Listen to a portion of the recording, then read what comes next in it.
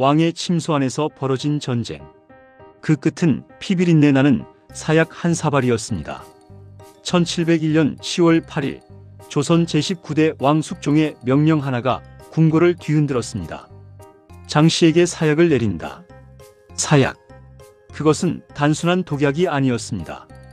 조선시대 사약은 비소와 수은 그리고 독초를 섞어 만든 죽음의 물약이었습니다.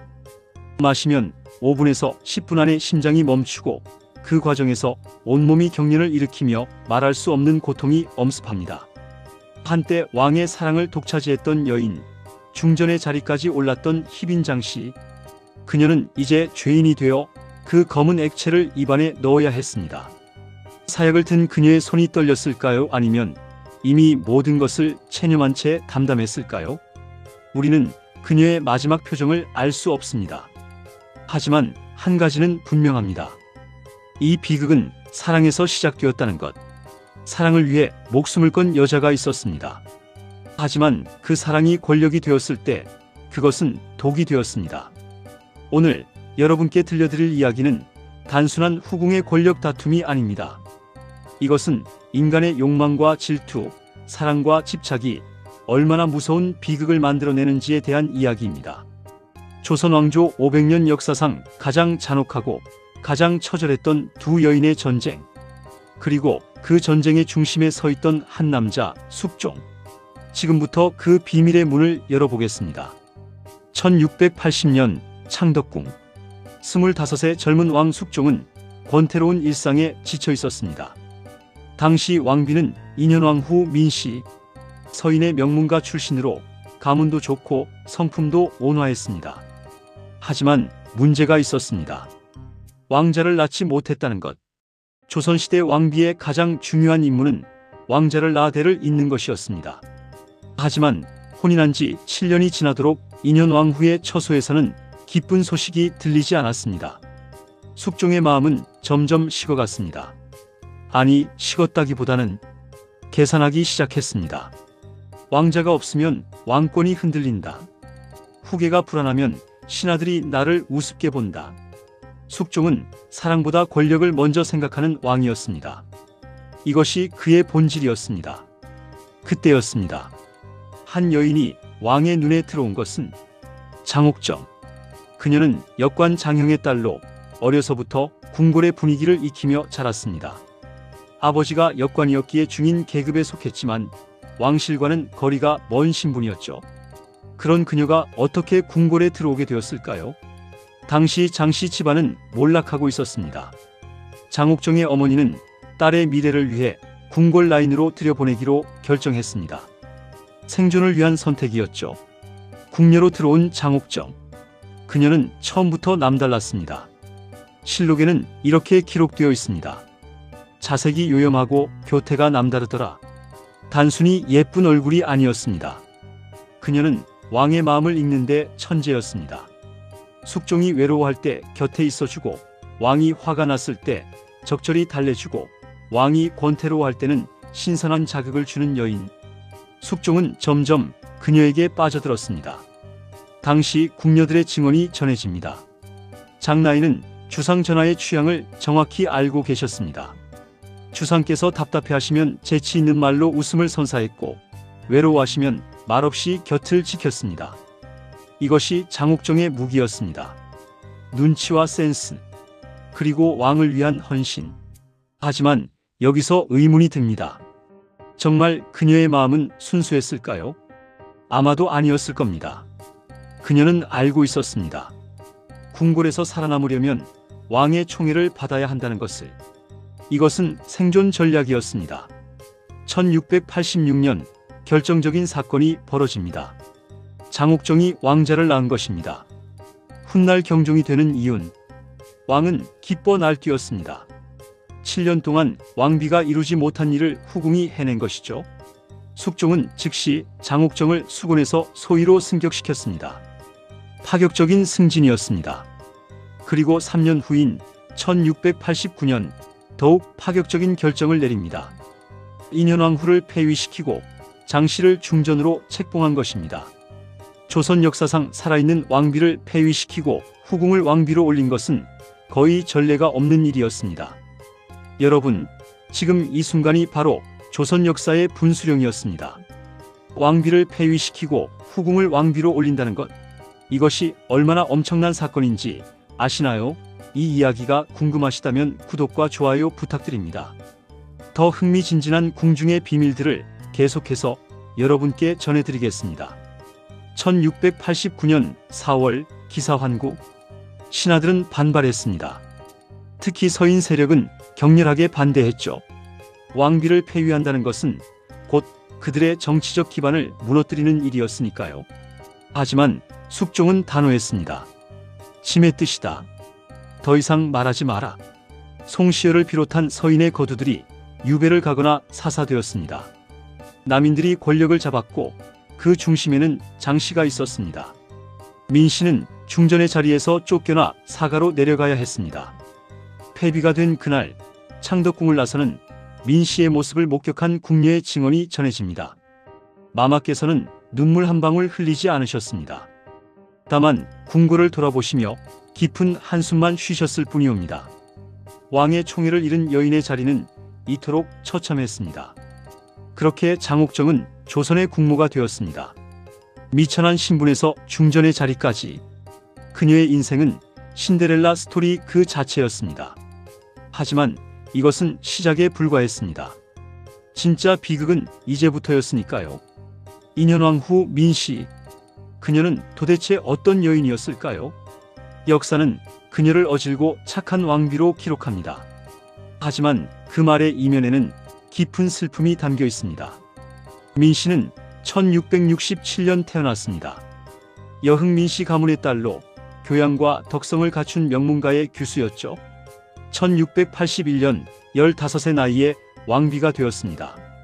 어린 나이였지만 그녀는 이미 완벽한 왕비 수업을 받은 상태였습니다. 글을 읽고 예법을 익히고 왕실의 예의 범절을 배웠습니다. 처음에는 모든 것이 순조로웠습니다. 숙종도 그녀를 아꼈고 대비들도 만족해했습니다. 하지만 시간이 흐를수록 궁궐의 분위기가 변하기 시작했습니다. 왕자가 없었으니까요. 조선시대에 왕자를 낳지 못하는 왕비는 늘 불안한 존재였습니다. 민씨도 그 불안을 느꼈을 겁니다. 그리고 장씨가 나타났습니다. 처음에는 그저 왕의 총애를 받는 후궁 중 하나였습니다. 하지만 장씨가 왕자를 낳았을 때 민씨는 알았을 것입니다. 자신의 자리가 위태롭다는 것을. 민씨는 어떤 기분이었을까요? 밤마다 혼자 누워 천장을 바라보며 왕이 장씨의 처소로 향하는 발소리를 들으며 그녀는 무슨 생각을 했을까요? 창문 밖으로 들리는 궁녀들의 속삭임. 장소희께서 또 승은을 입으셨대요.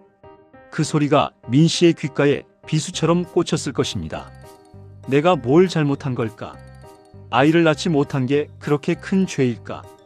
왕의 마음을 되돌릴 방법은 없을까? 하지만 민씨는 싸우는 방법을 몰랐습니다. 아니, 싸울 수 없었습니다. 그녀는 왕비였으니까요.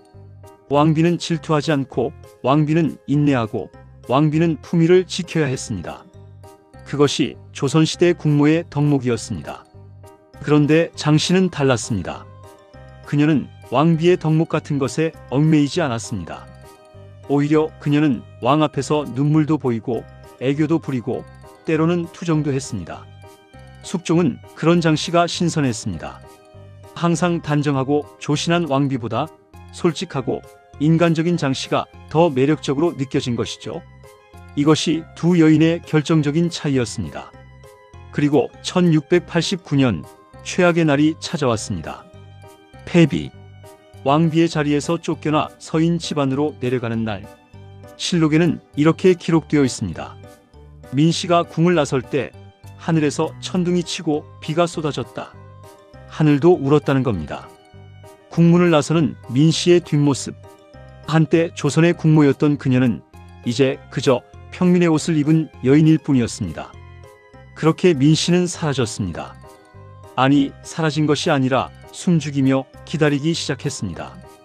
그녀의 5년, 그 긴 어둠의 시간 속으로 들어가 보겠습니다. 민씨는 사가에서 5년을 보냈습니다. 5년, 1825일, 매일 아침 해가 뜨고 매일 밤 달이 떴습니다. 하지만 그녀의 시간은 멈춰 있었습니다. 당시 민 씨와 함께 사가로 내려간 궁녀의 기록이 남아 있습니다. 마마께서는 매일 아침 일찍 일어나 몸을 정갈이하시고 궁궐을 향해 절을 올리셨습니다. 주상 전하의 만수무강을 비는 것이었습니다. 장 씨를 원망하는 말씀은 단 한 번도 하지 않으셨습니다. 다만 자신이 부족했다고 반성하실 뿐이었습니다. 하지만 그것은 표면적인 모습이었을 뿐입니다. 밤이 되면 민 씨는 혼자만의 시간을 가졌습니다. 어두운 방 안에서 촛불 하나만 켜놓고 그녀는 무엇을 생각했을까요? 분노, 원망, 질투. 아마도 그 모든 감정이 동시에 밀려왔을 것입니다. 왜 나는 아이를 낳지 못했을까? 왜 왕은 나를 버렸을까? 장 씨는 지금 무엇을 하고 있을까? 나는 다시 돌아갈 수 있을까? 사가의 삶은 고독했습니다. 한때 수많은 궁녀와 내관들에게 둘러싸여 살았던 그녀는 이제 단 몇 명의 시녀와만 생활해야 했습니다. 밖으로 나갈 수도 없었습니다.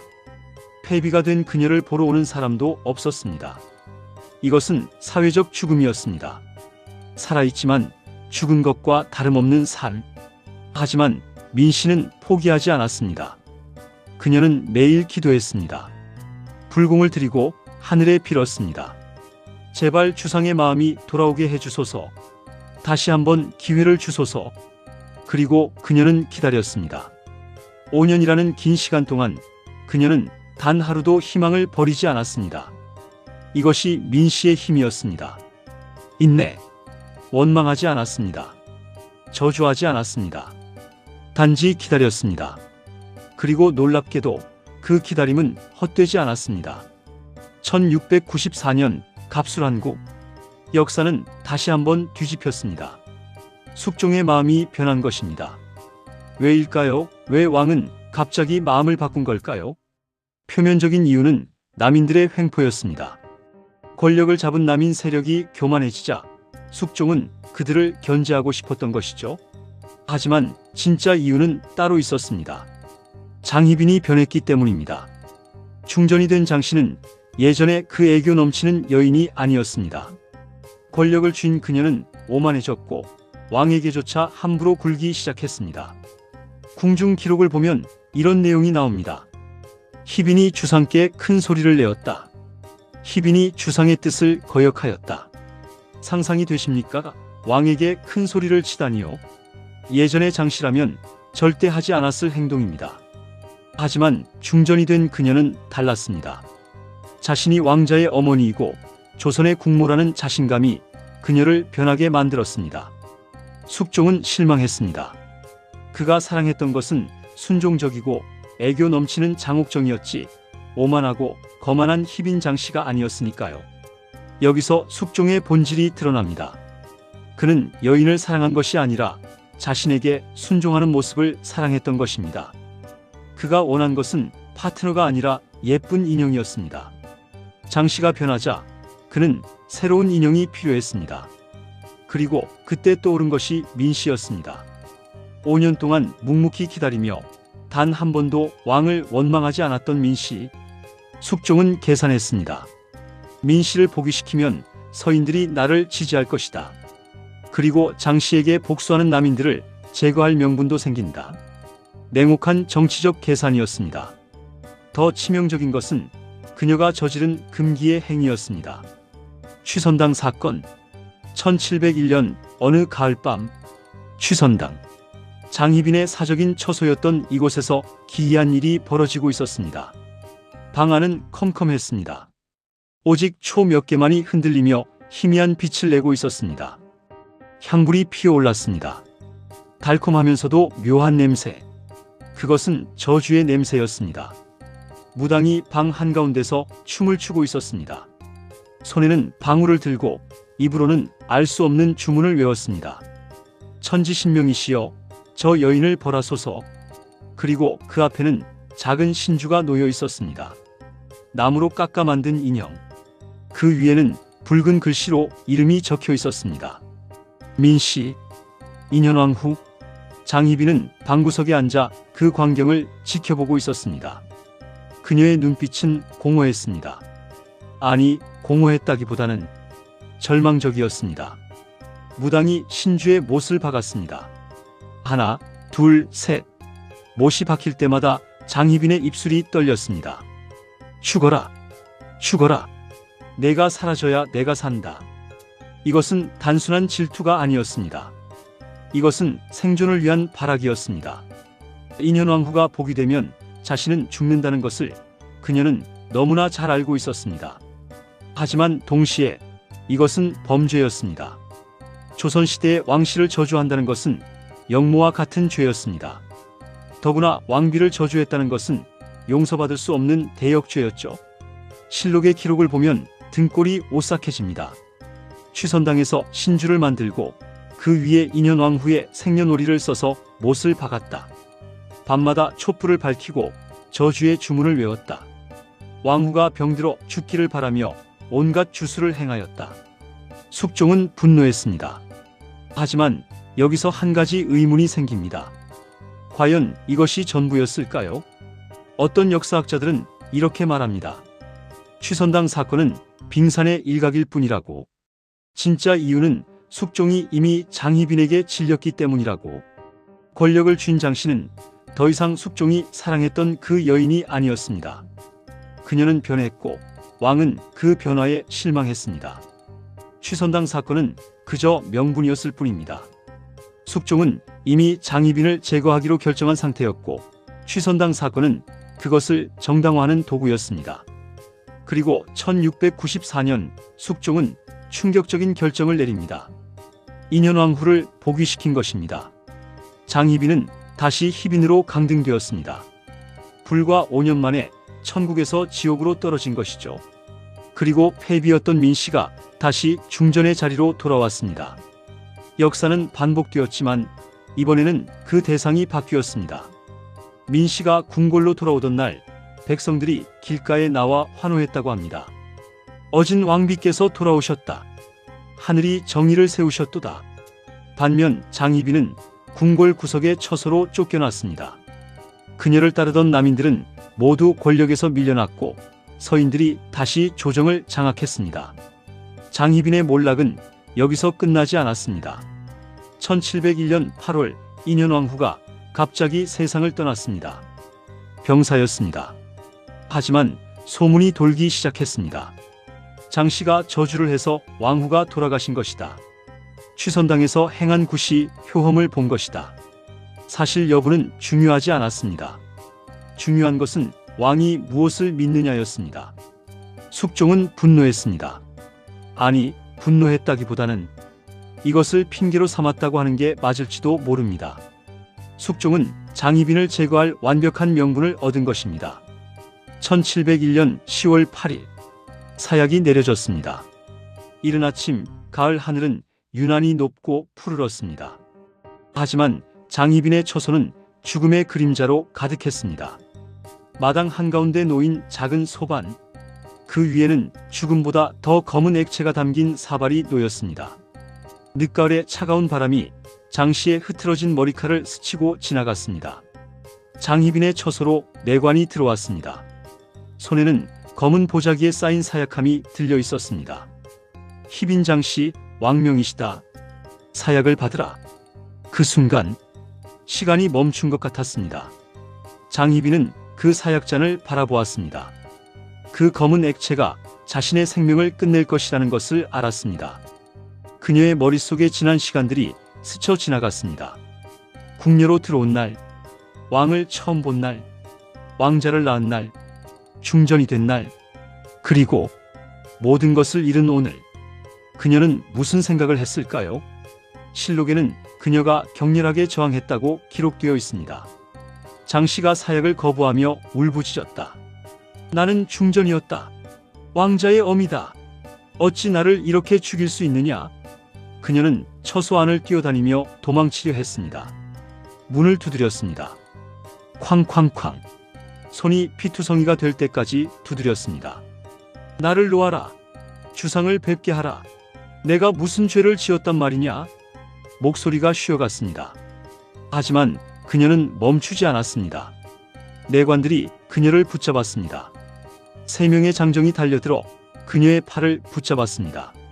장희빈은 발버둥쳤습니다. 내 아들 경종을 불러와 어미를 살려달라고 해. 주상마마, 저를 살려주소서. 당시 현장에 있었던 내관의 증언이 전해집니다. 희빈께서는 발버둥을 치시며 저항하셨습니다. 사약잔을 집어던지고 소반을 엎으셨습니다. 온 방안이 난장판이 되었습니다. 하지만 결국 희빈께서는 힘이 다하셨습니다. 왕자 경종은 어머니를 구하려 했지만 신하들에게 저지당했습니다. 그는 어머니가 사약을 받는 것을 막을 수 없었습니다. 그는 처소 밖에서 무릎을 꿇고 울부짖었습니다. 어마마마!